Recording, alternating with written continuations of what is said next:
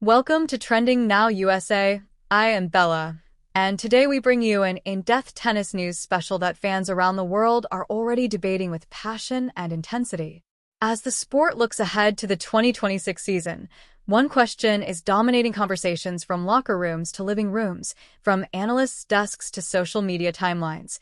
Who will have the better 2026 season, Aryna Sabalenka or Coco Gauff? The question is not simply about rankings or trophies. It is about momentum, evolution, pressure, legacy, and timing. Aryna Sabalenka and Coco Gauff represent two very different journeys to the top of women's tennis, yet by 2026, their paths intersect at the same crossroads.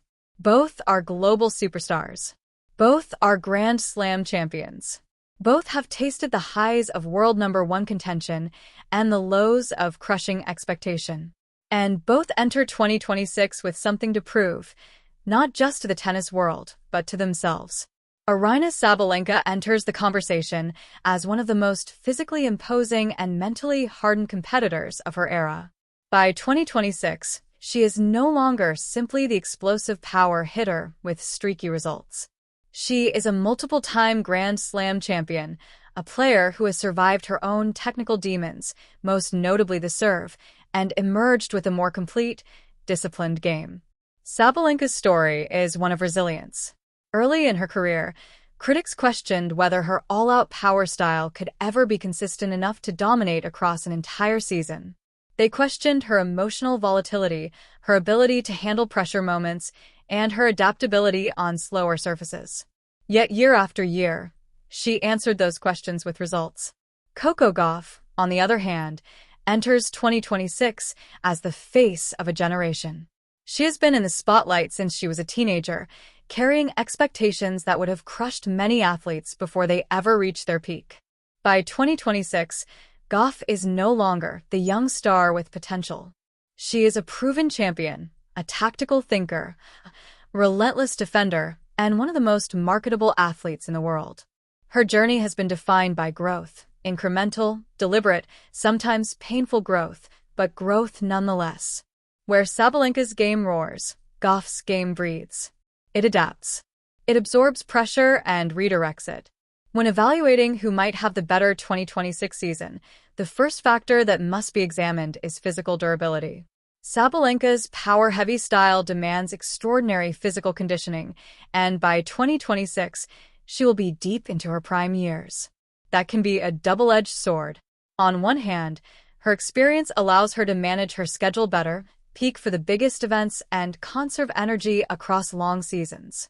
On the other hand, the cumulative wear and tear of years of explosive tennis can quietly erode consistency. Sabalenka's success in 2026 may depend on how well her team manages her calendar, how often she plays, which tournaments she prioritizes, and how effectively she recovers between matches. Gauff's physical profile offers a different outlook. Her speed, flexibility, and defensive instincts have long been her calling cards.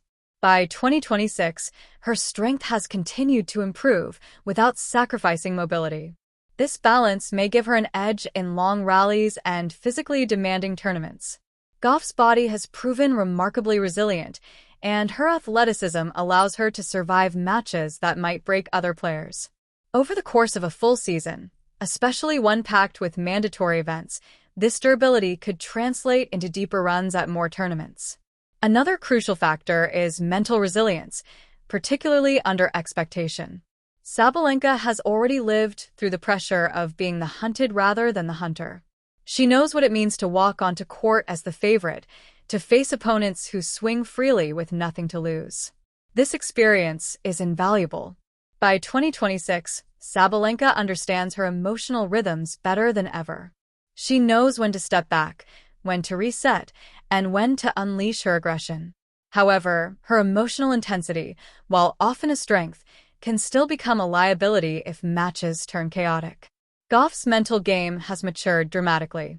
Early in her career, she was burdened by external narratives, every loss magnified, every win framed as destiny fulfilled.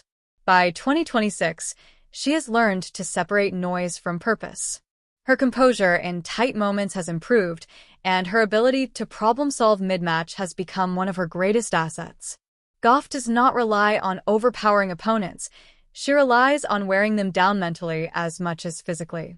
In pressure-filled finals or late-round matches, this calm persistence could be decisive. Surface versatility also plays a major role in projecting a season's success. Sabalenka's dominance on hard courts is well established. Her serve and first-strike forehand are devastating on fast surfaces, and by 2026, her movement on clay and grass has improved significantly. She is no longer a one-dimensional threat. Still, her most consistent results tend to cluster around hard-court seasons, particularly the Australian Open and North American swing. If 2026 unfolds with conditions favoring aggressive tennis, Sabalenka could rack up points quickly. Gauff's surface adaptability may be broader. Her movement and defense make her dangerous on clay, while her improved serve and forehand have increased her effectiveness on hard courts. Grass remains a surface of opportunity rather than certainty, but her athleticism gives her tools to succeed there as well. Over a full calendar year, this versatility may allow Gauff to maintain a higher baseline level of performance across all regions and conditions. The rivalry element cannot be ignored. When Sabalenka and Gauff face each other, the contrast in styles creates some of the most compelling tennis on tour. Sabalenka's raw power versus Gauff's counterpunching and anticipation is a clash that often swings on small margins. By 2026, both players know each other's games intimately. Adjustments become subtler. The psychological edge in head-to-head encounters could influence confidence throughout the season. A few key victories in major tournaments could tilt momentum decisively in one direction. Coaching stability and team dynamics also matter. Sabalenka has benefited from a team that understands her personality and game. Their focus on serve mechanics and emotional management has paid dividends.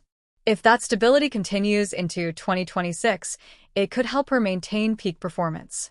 Any disruption, however, could introduce uncertainty at a critical stage of her career. Gauff's team has emphasized long-term development over quick fixes. Technical adjustments, particularly on her forehand and serve, have been implemented methodically. This patient approach has allowed her to evolve without losing confidence. Entering 2026, she appears poised rather than pressured, which could be a decisive advantage during the grind of the season. The question of motivation is perhaps the most intangible yet most important. Sabalenka, by 2026, is defending a legacy. She wants to be remembered not just as a powerful champion, but as a dominant force of her era. Each season becomes a chance to cement that narrative. Gauff, meanwhile, is still in the phase of expanding her legacy. Her hunger is fueled by possibility rather than preservation.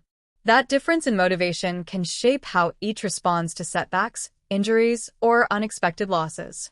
Media scrutiny will also shape their seasons. Sabalenka has learned to compartmentalize criticism, but it still exists. Gauff's media presence is vast, and while she handles it with maturity, the spotlight never dims. The player who best manages this external pressure in 2026 may gain a psychological edge that translates directly into results.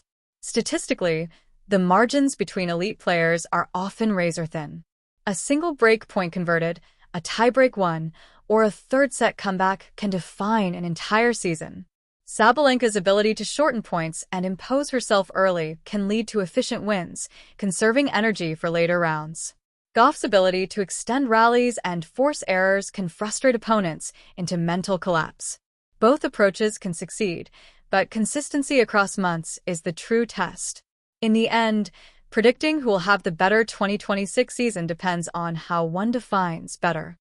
If it is measured by Grand Slam titles alone, Sabalenka's power and experience may give her the edge in marquee moments. If it is measured by overall consistency, deep runs, and adaptability across surfaces, Gauff's steady evolution could place her ahead. What is certain is that the 2026 season will be shaped, in large part, by these two extraordinary athletes. Their rivalry is not built on animosity, but on mutual elevation. Each pushes the other to improve, to refine, to endure. Whether Sabalenka roars her way to another dominant year or Gauff quietly assembles a season of relentless excellence, tennis fans will be the true winners.